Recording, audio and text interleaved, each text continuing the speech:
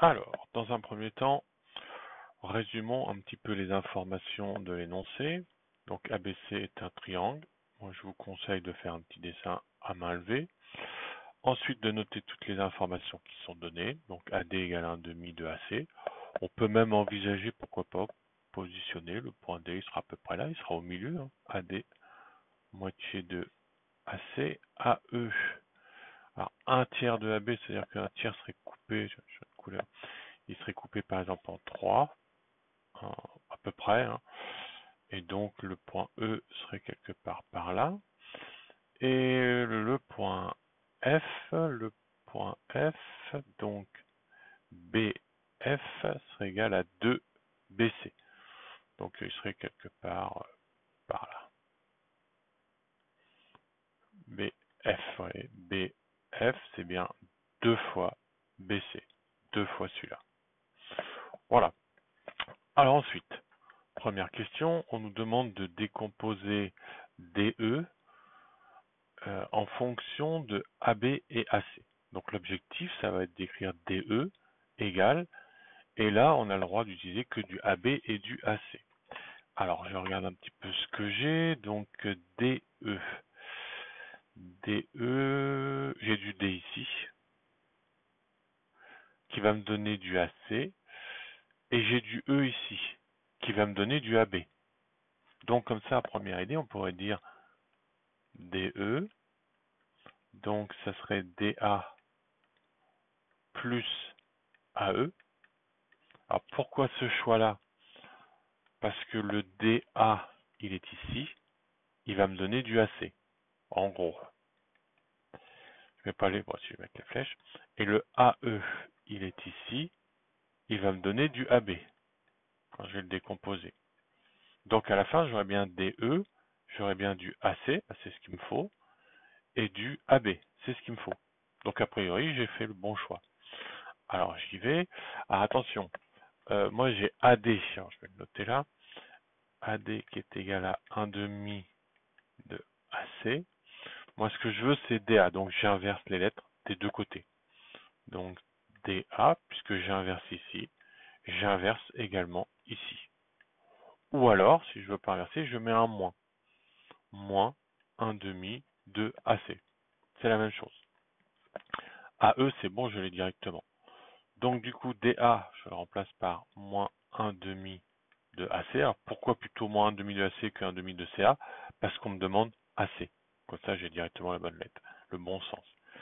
Et AE, je le remplace par 1/3 de AB. Voilà pour la première question.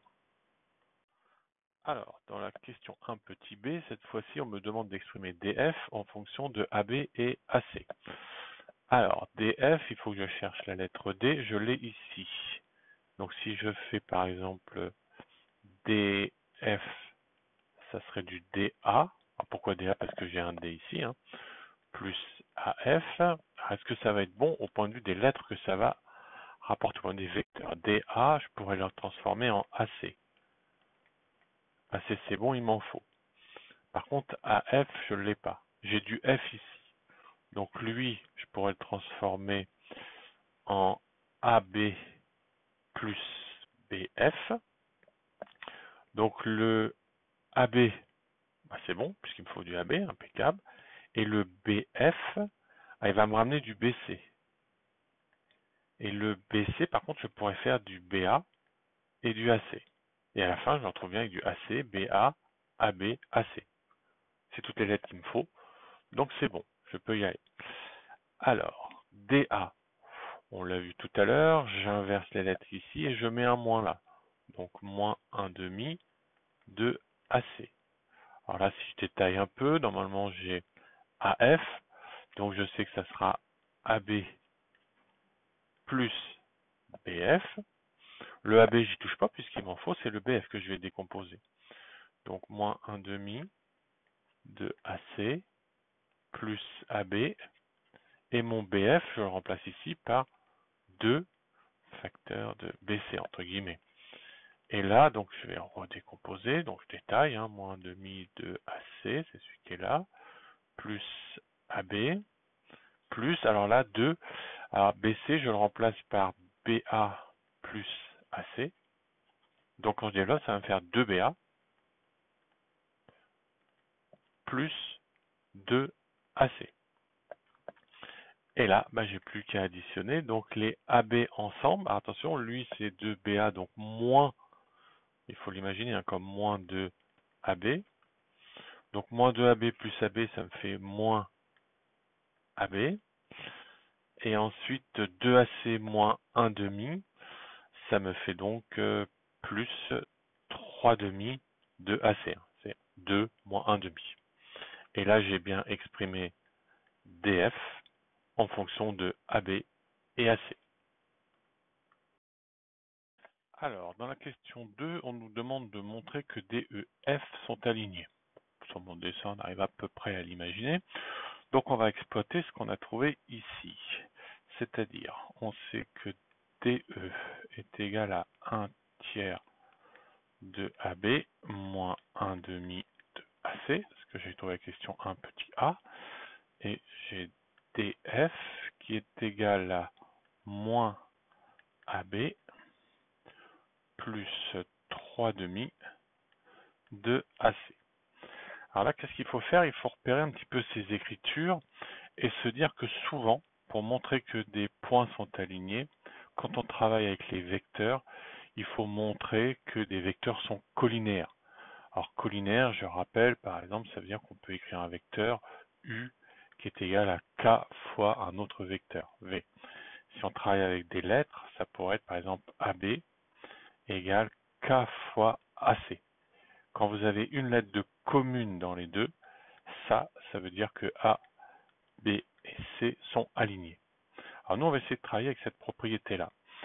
Alors qu'est-ce qu'il faut repérer pour passer? Alors moi, je pense que le plus simple, ça serait peut-être ici. Quand vous repérez ce coefficient de AC avec celui-là, bah pour passer de ce coefficient-là à ce coefficient-là, il faut multiplier par 3, par moins 3 même, fois moins 3. Si je fais moins 1 demi fois moins 3, ça me fait bien, donc 3 fois, moins 3 fois 1, ça fait 3 demi, et je retrouve bien le coefficient qui est là. Et je m'aperçois que si je prends maintenant le coefficient ici, 1 tiers, donc si je faisais 1 tiers également fois moins 3, ça me ferait, le 3 et le 3 s'en vont, ça me ferait moins 1.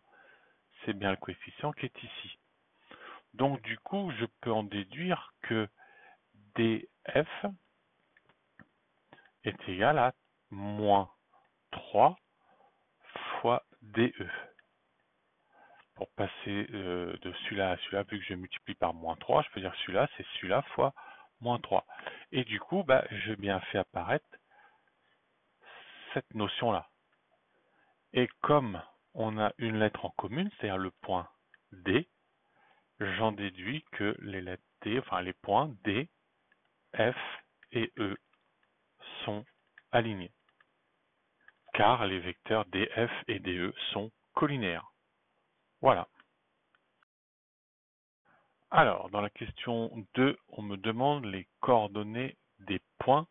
Alors attention, important, c'est le repère. Donc le repère, ça sera A, l'origine, que j'ai fait en rouge. Et les deux vecteurs, ce seront donc AB, je viens de faire en rouge là, AB, et AC. Alors, bah forcément, si je commence par le point A, je peux le mettre directement hein, pour aller de A à A, puisqu'en fait, on cherchait quand même du vecteur AA, bah c'est 0, 0, puisque c'est l'origine du repère. Pour aller au point B, donc je pars toujours du point A. Je pars de A et je veux aller à B. Donc qu'est-ce qui va se passer? Je vais utiliser une fois AB. Donc je vais mettre un 1 pour AB. Et comme je suis arrivé au point B, là où je voulais, bah, je n'ai pas besoin du vecteur AC. Donc 0. Pour le point C, c'est pareil. Toujours je pars de A, l'origine de mon repère. Pour aller à C, bah, je n'ai pas besoin de prendre le vecteur AB. Donc je mets 0 vecteur AB. Par contre, je prendrai une fois le vecteur AC. 0 et 1. Pour le point D, pardon, pareil, pour aller de A à D, je n'ai pas besoin de prendre AB, donc je vais lui mettre 0. Et je prendrai, c'est grâce à l'énoncé, 1/2 de AC, puisque D est au milieu de AC. Ensuite, pour le point E, alors le point E, c'est pareil, je me déplace de 1/3 sur AB, donc je prends 1/3 de AB, et puisque je pars de A pour aller à E, j'ai pas besoin du vecteur AC, donc 0. Alors le point F est un petit peu plus technique, puisqu'il faut faire AF, donc d'aller de là à là. Alors je pourrais prendre AC, mais après il me faut cette direction-là, et cette direction-là, je ne l'ai pas spécialement avec ce vecteur-là. Donc là, je vais faire un peu de calcul, je vais partir de BF, puisqu'il y a la lettre F dedans, donc ça va être mon point de départ. Alors BF, je sais que c'est égal à 2BC. Alors BF, pour trouver les coordonnées de F, c'est toujours bien d'avoir le vecteur AF. Pourquoi AF? Parce que A est l'origine de mon repère. Donc je vais faire apparaître le AF en faisant une relation de Chasles, BA plus AF, égale, alors 2BC, je le savais grâce à ça. Et là, c'est pareil, je vais essayer de faire apparaître du AB et du AC. Donc, je vais dire que c'est 2BA plus AC. Alors ensuite, j'isole le AF. Là, donc 2BA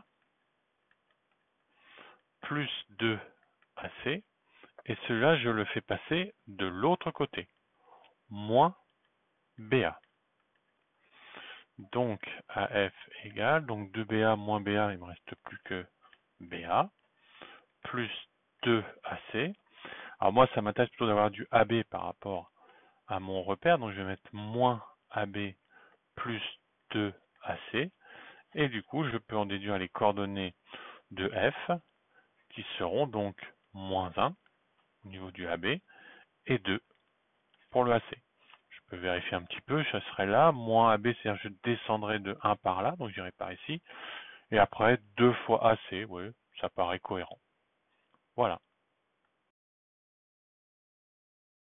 Alors, il nous faut montrer que D, E et F sont alignés. Alors, on va s'inspirer de ce qu'on a fait tout à l'heure. On va calculer les coordonnées du vecteur DE. Ensuite, on calculera les coordonnées du vecteur DF pour montrer qu'ils sont collinaires. Alors, DE, je rappelle la formule, donc c'est XE moins XD, YE moins YD. Donc, si je l'applique, XE, je prends E, son abscisse, il est là, 1/3, moins XD, ici 0. YE, l'ordonnée de E, 0, moins YD, l'ordonnée 1/2. Donc 1/3 moins 0, ça nous fait 1/3, et 0 moins 1/2, moins 1/2. Voilà les coordonnées de DE. Et je fais la même chose pour DF. On va écrire la formule, XF moins XD, et YF moins YD. Alors, XF, je vais le lire ici, moins 1, moins 0 pour XD comme précédemment. Et YF, je viens le lire ici, F, l'ordonnée, donc 2, moins YD, 1/2. Ce qui me fait donc moins 1, moins 0, moins 1. Et 2 moins 1/2, 3/2. Alors là, pour que des vecteurs soient collinaires, on va faire un petit rappel de cours. On a un vecteur U de coordonnées x, y, un vecteur V de coordonnées x' et y'. Donc comme j'ai là, j'ai un vecteur avec ses coordonnées, un vecteur avec ses coordonnées, par exemple U et V. Alors pour qu'il soit collinaire, il faut que x, y' moins x', y soit égal à 0. Ça fois ça, moins ça fois ça égale à 0. Alors on va faire tout de suite l'application là pour voir si ça marche. Donc là, je vais faire 1/3 fois 3/2. Alors moins, et après je prends celui-là, donc moins 1/2 fois moins 1. Alors le 3 s'en vont, ça me fait 1/2. Moins et moins, ça fait plus, mais avec le moins qui est là, ça devient un moins. Et 1/2 fois 1, 1/2. Ça fait bien 0. Donc ça veut dire que DE et DF sont collinaires. Et donc, puisqu'on a une lettre commune, le D, D, E et F sont alignés. Alors, cette fois, on me demande l'équation cartésienne de EF. Donc, dans un premier temps, je vais déjà calculer le vecteur directeur de cette droite-là, c'est la droite EF, ça sera le vecteur EF. Je le calcule à partir de ça, donc même formule que tout à l'heure, hein. XF moins XE et YF moins YE. Donc, si je mets au même dénominateur, ça va me donner un moins 4 tiers et 2 moins 0, 0. Une fois que j'ai le vecteur directeur, là il faut se rappeler le cours, l'équation cartésienne, elle s'écrit sous la forme AX plus BY plus C égale 0. Et on sait que le A et le B, on peut les retrouver de la façon suivante. Le A par rapport au vecteur directeur, ça sera son ordonnée. Et le B, ça sera son abscisse, mais avec un moins devant. Donc si je l'applique, ça veut dire que la droite EF, elle va pouvoir s'écrire le A, donc 2x. Le B, donc je mets moins, donc moins et moins, ça me fait plus 4 tiers de Y, plus C égale 0. Important à connaître cette petite manipulation-là. Une fois que je suis là, donc l'objectif c'est de trouver le point C. Je peux peut-être simplifier en divisant. Ouais, donc je vais laisser comme ça. Alors, je vais prendre un point qui appartient à cette droite. Par exemple, le point E, puisqu'il y appartient. C'est-à-dire que quand je remplace, ça c'est le X, ça c'est le Y, je vais le remplacer ici, ce qui va me permettre de trouver le C. Donc 2 fois 1 tiers, le X du point E, plus 4 tiers fois 0, puisque le coordonnée de E vaut 0, plus C égale 0. Et là, je peux y aller. 2 tiers plus 0 plus C égale 0. Donc j'en déduis que C est égal à moins 2 tiers. Du coup, l'équation de la droite EF, alors ça va être, je remplace 2x plus 4 tiers de Y, ce que j'avais trouvé ici, et je remplace le C par sa valeur, moins 2 tiers égale 0. Alors je peux laisser comme ça. Maintenant je peux essayer de simplifier un peu. Voilà, ça serait intéressant de tout diviser par 2. Donc si je divise tout par 2, le 2x il devient x.